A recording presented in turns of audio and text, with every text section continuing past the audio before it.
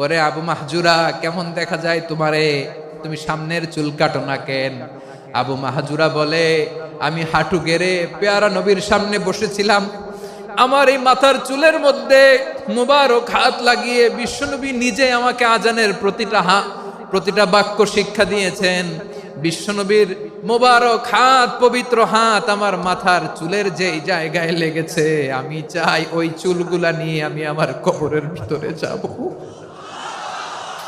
সাইয়েদনা আবু মাহজুরা রাদিয়াল্লাহু তাআলা আনহু ইন্তেকালের আগের পর্যন্ত মাথার সামনের চুলগুলা কাটে নাই। আজারি সাহেবের আগমন আদ্দিন ফাউন্ডেশনের পক্ষ থেকে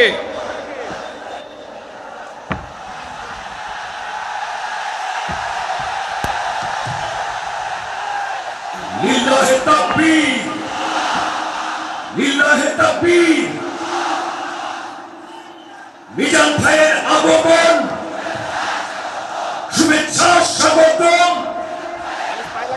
মিজান ভাইয়ের আগমন।